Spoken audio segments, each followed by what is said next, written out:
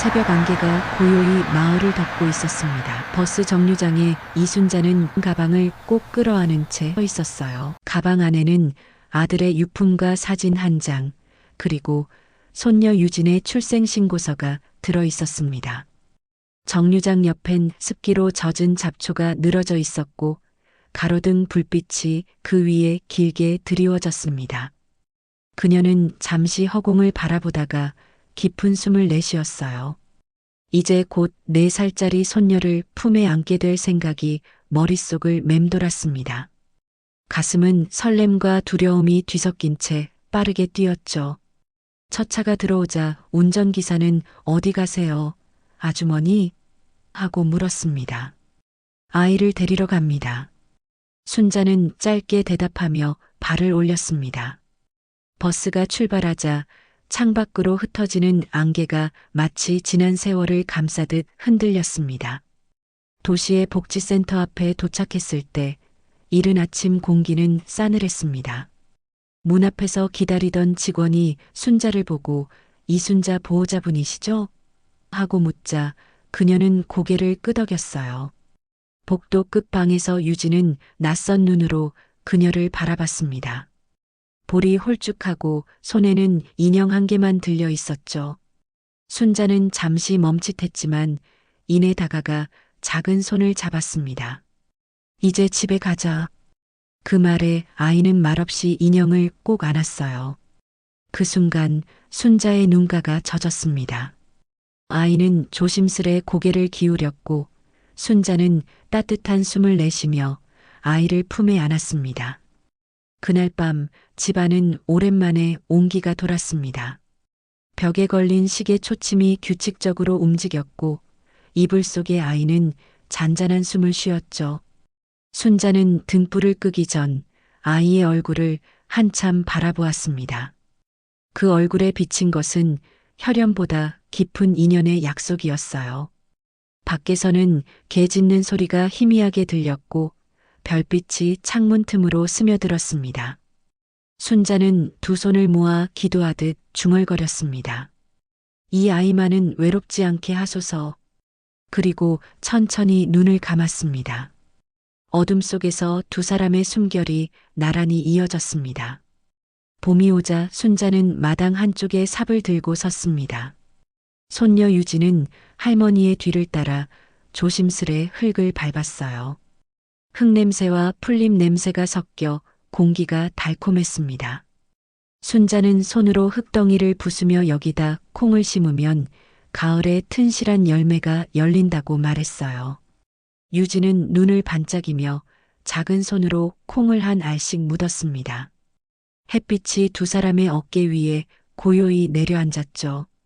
멀리서 이웃 옥분이 손을 흔들며 순자야, 아이랑 밭일하네? 하고 웃었습니다. 순자는 잠시 허리를 펴며 이 아이 덕에 하루가 금세 지나가요. 하고 답했어요. 그렇게 마을은 천천히 그러나 따뜻하게 변해갔습니다. 여름에는 집 앞 개울가에서 발을 담그며 더위를 식혔습니다. 유진은 물장구를 치며 환하게 웃었어요. 순자는 그 웃음소리를 들으며 젖은 수건으로 아이의 머리를 닦았습니다. 할머니, 내일은 수박 먹어요. 아이의 말에 순자는 웃음을 터뜨렸죠. 장마가 끝나고 하늘이 맑아질 때쯤 순자는 담장에 빨래를 널며 생각했습니다. 이 아이가 이렇게 자라는 걸 볼 수 있으니 다행이야. 저녁이면 둘이 나란히 마루에 앉아 부채질을 하며 하루를 정리했어요. 개 짖는 소리와 귀뚜라미 울음이 뒤섞여 시골의 여름밤은 고요했습니다. 가을이 되자 순자는 감나무에 올라 빨갛게 익은 감을 땄습니다. 유진은 아래에서 바구니를 들고 조심해요, 할머니. 하고 외쳤죠. 감을 깎아 말리는 동안 마당에는 달콤한 향이 퍼졌습니다. 순자는 아이의 머리를 쓰다듬으며 이 감이 내가 겨울에 먹을 간식이야. 라고 말했어요. 유진은 고개를 끄덕이며 감을 꼭 쥐었죠. 날씨가 점점 차가워지자 순자는 이불을 꺼내 햇볕에 말렸습니다. 아이가 재채기를 하자 서둘러 장작불을 지폈고 따뜻한 국을 끓였어요. 밤이 되면 두 사람은 같은 이불 속에서 손을 잡고 잠들었습니다. 겨울은 길고 조용했습니다. 눈이 내리는 날이면 유진은 마당에 나가 눈사람을 만들었어요. 순자는 문턱에 앉아 그 모습을 바라보다가 코는 당근으로 해야지 하며 부드럽게 웃었습니다. 아이가 넘어질까 걱정돼 장갑을 챙겨주며 손을 덮어주었죠. 방 안에서는 장작 타는 냄새가 났고 창밖으로는 눈송이가 천천히 떨어졌습니다. 어느 날 밤 유진이 열이 나서 숨이 가빠졌습니다. 순자는 밤새 찬수건을 이마에 얹으며 괜찮아요. 할머니가 여기 있잖아요. 라고 속삭였어요. 새벽이 되자 아이의 얼굴에 평온이 돌아왔고 순자는 기도하듯 손을 모았습니다. 그날 이후 아이는 다시 웃음을 되찾았습니다. 순자는 그 웃음을 보며 자신이 살아야 할 이유를 새삼 깨달았어요. 집안에는 아이의 웃음소리가 가득했고 낡은 벽지는 따스한 색으로 변해 보였습니다. 어느 저녁 마을 어귀를 지나던 옥분이 말했습니다. 순자야, 이제는 혼자 안 보여서 좋겠네. 순자는 마당을 바라보며 대답했어요. 그래요, 이 아이가 내 하루를 채워줘요. 하늘 위 별빛이 유난히 밝았습니다. 그 빛 아래에서 순자와 유진은 서로를 향해 미소 지었고 오래된 집은 다시 살아있는 숨결을 품었습니다. 새벽 버스가 떠난 자리엔 흙먼지만 남았습니다. 순자는 손녀의 도시 진학을 허락하고 며칠 동안 잠을 설쳤어요. 아이의 꿈을 막을 순 없었지만 낯선 도시가 두려웠습니다. 전학 첫날 유진은 새 교복을 입고 긴장한 얼굴로 거울 앞에 섰습니다. 할머니, 나 잘 다녀올게요. 그 말에 순자는 억지로 미소를 지으며 손을 흔들었어요. 버스가 모퉁이를 돌아 사라지자 마당의 고양이만이 순자의 발치에 남았습니다. 도시학교의 복도는 반짝거렸고 아이들의 웃음소리는 낯설게 울렸습니다. 담임 선생님은 시골에서 전학 온 친구예요. 라고 소개했죠. 순간 교실에 조용한 숨소리만 남았습니다. 점심시간 몇몇 아이들이 유진의 도시말 억양을 흉내냈어요. 시골 냄새 난다. 그 말에 유진의 얼굴이 굳었습니다. 집에 돌아온 날 밤 순자는 전화를 걸어 학교는 어땠니? 괜찮아요. 재밌어요. 유진은 애써 밝게 대답했죠.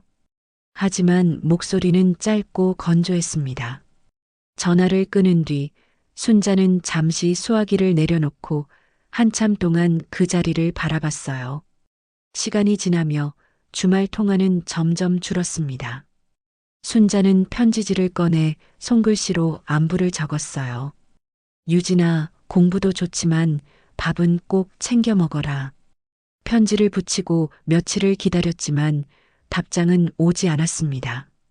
마을 우체부가 요즘 아이들은 전화로 다 하니까요.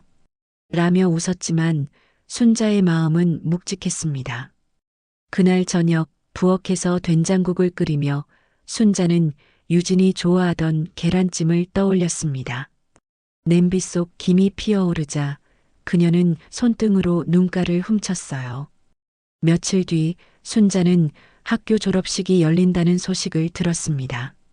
초대받지 않았지만 마음이 끌렸어요. 3번 버스를 갈아타고 도시 체육관에 도착했을 때 유진은 친구들 틈에서 웃고 있었습니다. 순자는 멀리서 꽃다발을 들고 그 모습을 바라봤죠. 그러나 유진은 친구의 시선을 느끼고 눈을 피했습니다. 잠시 후 친구가 저분 누구야? 묻자 아이는 작게 대답했어요. 그냥 아는 동네 어른이에요. 그 한마디가 공기 속에 길게 울렸습니다. 순자는 꽃을 내리며 조용히 자리를 떠났어요. 버스 창에 비친 얼굴은 낯설었고 하늘은 회색빛으로 내려앉았습니다. 돌아오는 길 손에 쥔 꽃잎이 하나둘 떨어졌습니다. 집에 도착하자 순자는 벽에 걸린 가족 사진을 바라봤습니다. 사진 속 웃음이 어딘가 멀게 느껴졌어요. 그녀는 천천히 액자를 내려두고 먼지를 닦았습니다. 괜찮아요. 잘하고 있겠죠.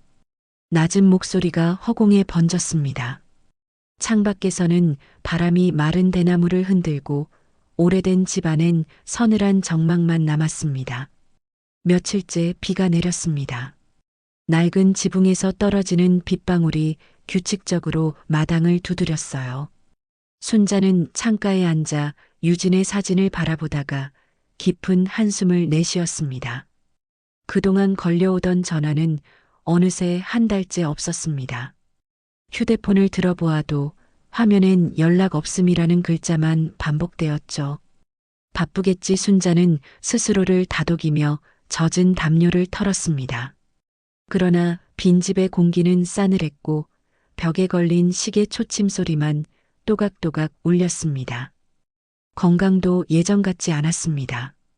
요즘 들어 가슴이 자주 두근거렸고 걸음을 옮길 때마다 어지러웠어요.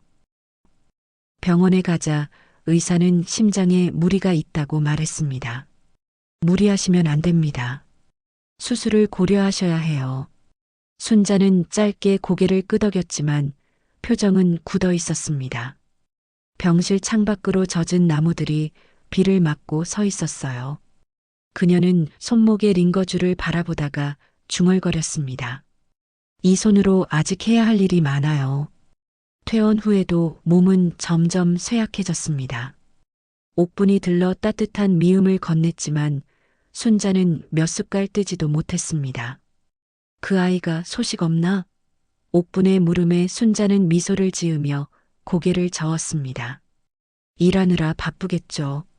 나중엔 오겠죠. 하지만 목소리 끝은 작고 흔들렸습니다. 그날 밤 순자는 불 꺼진 방 안에서 두 손을 모았습니다. 바람이 창문을 스치고 지나갔고 빗물은 여전히 처마를 타고 떨어졌어요. 며칠 후 우연히 켜진 TV 속 뉴스에서 낯익은 얼굴이 보였습니다. 유진이 깔끔한 정장을 입고 마이크 앞에 서 있었습니다. 화면 아래 자막에는 청년 창업 성공 사례라는 문구가 떠 있었어요. 순자는 리모컨을 쥔 손에 힘을 주었습니다. 기자가 가족의 도움이 있었나요? 묻자 유진은 단호한 얼굴로 답했습니다. 저는 부모님 없이 혼자 힘으로 여기까지 왔습니다.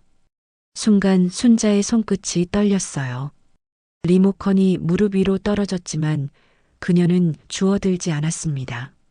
눈앞의 화면이 흐릿하게 번지고 방 안의 공기가 무겁게 가라앉았어요. 그 말 한마디가 지난 세월의 기억을 무너뜨렸습니다. 함께한 계절들, 손에 묻은 콩, 흙, 겨울밤의 수건, 웃음소리 모두 한순간에 먼 곳으로 흩어졌습니다. 순자는 창문을 열어 젖은 공기를 들이마셨습니다. 숨이 막히듯 차가운 바람이 폐 속으로 스며들었죠. 그래, 그럴 수도 있죠. 낮은 목소리가 방 안에 흩어졌습니다. 그날 밤 그녀는 거의 잠을 이루지 못했습니다. 침대 옆 탁자 위에 유진의 어릴 적 사진이 놓여 있었어요. 사진 속 아이는 활짝 웃고 있었지만 지금의 유진은 그 미소를 잃어버린 듯 했습니다. 순자는 사진을 가만히 쓰다듬었습니다. 손끝이 오래된 필름 위를 천천히 스쳤죠. 새벽이 되자 그녀는 힘겹게 일어나 옷을 갈아입었습니다. 이제는 놓아줘야겠어요. 혼잣말 같았지만 그 말은 깊고 단단했습니다. 창밖에는 비가 그치고 구름 사이로 옅은 햇살이 비쳐들었습니다. 순자는 그 빛을 바라보며 천천히 눈을 감았습니다. 아침 공기가 차갑게 가라앉은 날 유진은 회사 회의실에서 프레젠테이션을 준비하고 있었습니다. 벽면 스크린에는 그녀의 이름이 선명히 비쳤죠. 팀장님 배경 조사는 다 끝났습니다. 후배의 말에 유진은 고개를 끄덕였지만 표정은 굳어 있었습니다. 회사에서는 곧 인사 승진 발표가 있을 예정이었고 모두가 그녀를 유력 후보로 지목했어요. 그러나 그날 오후 예상치 못한 일이 벌어졌습니다. 경쟁팀장이 회의석상에서 조용히 웃으며 말을 꺼냈습니다.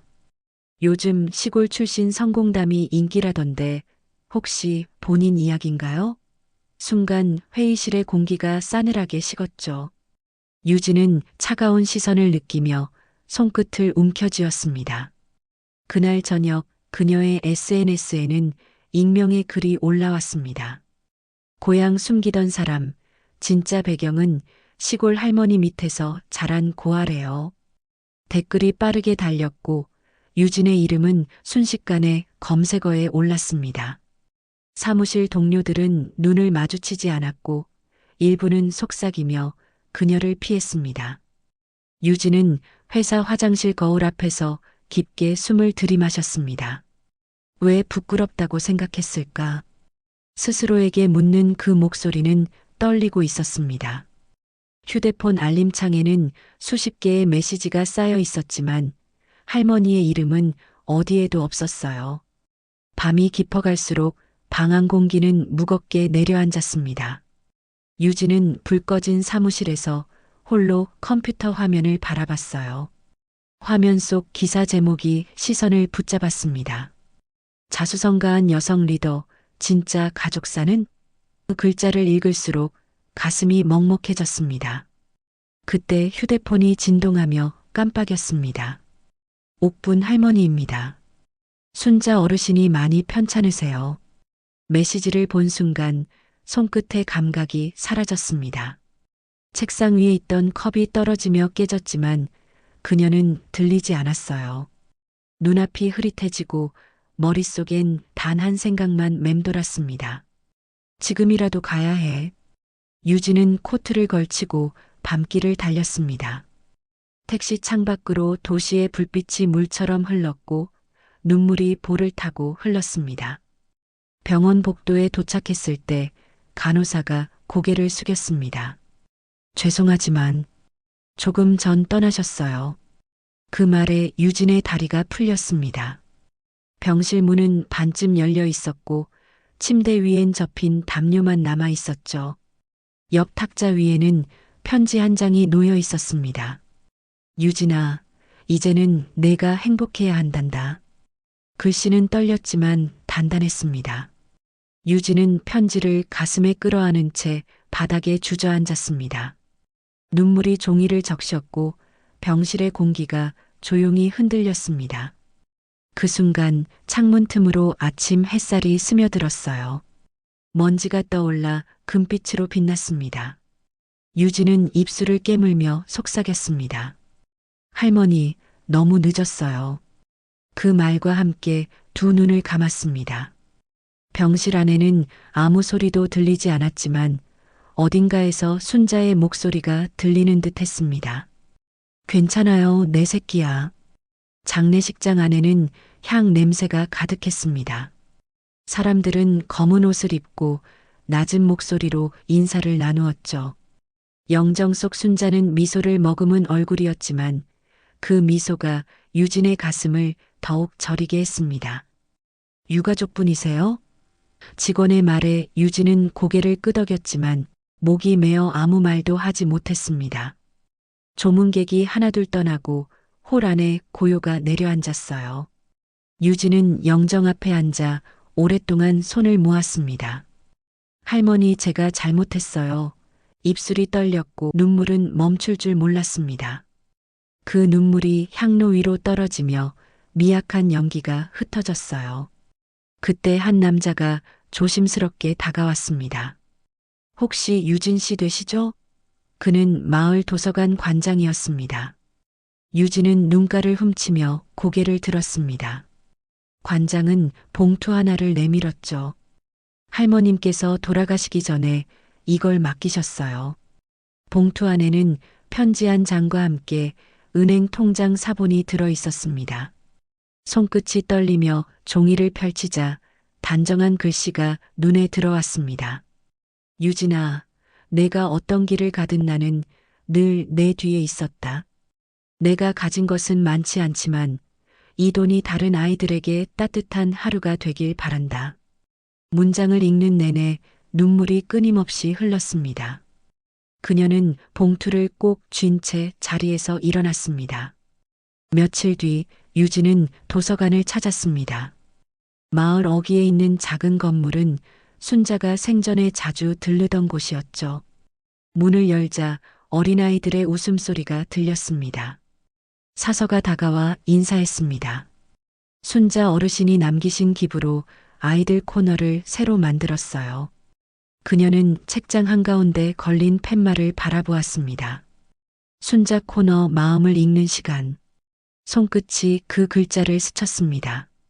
유진은 책등을 하나하나 어루만지며 숨을 고르았습니다. 그 안에서 오래전의 냄새, 손때, 그리고 사랑이 묻어나는 듯 했죠. 밖으로 나오자 바람이 부드럽게 불었습니다. 도서관 입구 옆에 작은 나무가 서 있었는데 그 아래엔 순자가 심어두었던 감나무 묘목이 자라고 있었습니다. 유진은 나무 앞에 무릎을 꿇고 조용히 속삭였습니다. 할머니, 이 나무가 자라면 아이들이 그늘에서 쉴 수 있겠죠. 손바닥으로 흙을 어루만지며 눈을 감았습니다. 귓가에 들려오는 새소리가 유난히 맑게 들렸어요. 그 순간 멀리서 순자의 웃음소리가 바람에 실려오는 듯 했습니다. 유진은 하늘을 바라보며 미소 지었습니다. 고마워요 할머니, 이제야 알겠어요. 초여름의 바람이 도서관 창문을 스쳤습니다. 몇 해가 흐른 지금 유진은 순자재단의 대표로 서 있었습니다. 건물 1층 로비에는 순자의 사진이 걸려 있었고 아이들이 줄지어 입장하며 제잘거렸어요. 재단 개관식 현수막엔 모든 아이에게 따뜻한 지불이라는 문구가 적혀 있었습니다. 유진은 단상 위에 서서 잠시 숨을 고르고 말을 이었습니다. 이곳은 한 사람의 사랑으로 시작되었습니다. 저를 키워주신 할머니의 마음이 여기에 담겨 있습니다. 박수 소리가 퍼지고 플래시가 터졌습니다. 그러나 그녀의 눈에는 눈물이 고여 있었습니다. 행사가 끝난 뒤 유진은 조용히 복도로 걸어 나왔습니다. 복도 끝에는 순자의 사진이 걸려 있었고 그 옆엔 마음을 남긴 사람이라는 작은 문패가 붙어 있었습니다. 그녀는 가만히 사진을 바라보며 속삭였습니다. 할머니, 여기까지 왔어요. 목소리가 떨렸지만 따뜻했습니다. 유리창 너머로 아이들이 웃으며 책을 읽는 모습이 보였어요. 그 웃음이 마치 오래전 마당에서 들리던 유진의 웃음 같았습니다. 도서관 한편에는 편지함이 하나 놓여 있었습니다. 고마운 사람에게 쓰는 편지라고 적힌 상자였죠. 아이들이 조심스레 편지를 넣으며 깔깔 웃었습니다. 유진은 그 모습을 바라보다가 종이 한 장을 꺼내 썼습니다. 사랑은 사라지지 않는다. 그 마음이 또 다른 생명을 키운다. 그녀는 편지를 접어 상자 안에 넣었습니다. 바람이 불어 종이 사이가 살짝 흔들렸습니다. 문을 나서자 햇살이 부드럽게 어깨를 감쌌습니다. 감나무 잎사귀 사이로 빛이 반짝였고 어디선가 익숙한 향이 스쳤어요. 유진은 하늘을 올려다보았습니다. 할머니, 오늘도 함께 있죠? 그녀의 입꼬리가 천천히 올라갔습니다. 멀리서 들려오는 아이들의 웃음이 바람결에 섞여 퍼졌습니다. 그 소리가 마치 순자의 숨결처럼 조용히 세상을 감싸고 있었습니다. 장례가 끝난 지 한 달이 지나자 마을엔 조용한 봄비가 내렸습니다. 유진은 순자의 집을 찾아왔어요. 먼지가 쌓인 문을 열자 익숙한 된장 냄새가 희미하게 남아 있었습니다. 찬장에는 오래된 찻잔과 유진의 어린 시절 사진이 그대로 놓여 있었죠. 그녀는 가만히 의자에 앉아 손끝으로 사진 틀을 어루만졌습니다. 이제서야 왔네요, 할머니. 속삭이듯 말하며 숨을 고르자 눈가가 금세 젖어들었습니다. 그날 이후 유진은 회사를 그만두고 시골에 머물기로 했습니다. 며칠 뒤 그녀는 도서관으로 향했습니다. 아이들이 책을 읽으며 웃는 소리가 복도를 가득 채웠습니다. 사서가 다가와 반가운 미소를 지었죠. 도와주러 오셨나요? 유진은 고개를 끄덕였습니다. 작은 의자에 앉아 책을 읽어주는 동안 아이들의 눈이 반짝였어요. 낡은 벽에는 여전히 순자 코너라는 표지판이 붙어 있었습니다. 그 글씨를 바라보는 유진의 시선이 부드러워졌습니다. 책장을 넘기며 아이들의 웃음이 번질 때마다 마치 순자가 곁에 있는 듯 따스한 기운이 방 안을 감쌌습니다. 해질녘 도서관 앞마당의 감나무 잎사귀가 바람에 흔들렸습니다. 순자가 심어두었던 작은 묘목이 어느새 커다란 그늘을 만들고 있었죠. 유진은 나무 아래 서서 조용히 말했습니다. 할머니, 이 나무 참 잘 자랐어요. 그 목소리는 잔잔했지만 깊었습니다. 손끝으로 거친 나무 껍질을 쓰다듬으며 그녀는 어린 시절을 떠올렸습니다. 감잎 향기와 함께 들려오던 순자의 웃음소리가 마음속을 스쳤어요.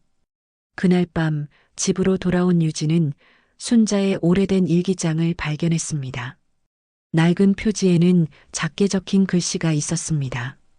사랑은 가르칠 수 없지만 보여줄 수는 있다. 유진은 눈을 감고 그 문장을 오래도록 곱씹었습니다. 창밖엔 별빛이 번졌고 바람이 살짝 커튼을 흔들었습니다. 그녀는 작은 목소리로 중얼거렸어요. 이제는 제가 보여드릴게요. 이듬해 봄 유진은 도서관 옆에 조선가정을 위한 배움의 교실을 세웠습니다. 개관식 날 아이들이 모여 큰 소리로 인사했습니다. 감사합니다. 유진 선생님. 그 말에 그녀는 눈시울이 뜨거워졌습니다. 문득 하늘을 올려다보니 햇살이 부드럽게 내려와 그녀의 어깨를 감쌌습니다. 그 빛 속에서 순자의 목소리가 들려오는 듯 했어요. 잘했어요, 내 새끼야. 유진은 조용히 미소 지었습니다. 먼 하늘 끝 순자가 남긴 사랑이 여전히 세상을 따뜻하게 비추고 있었습니다.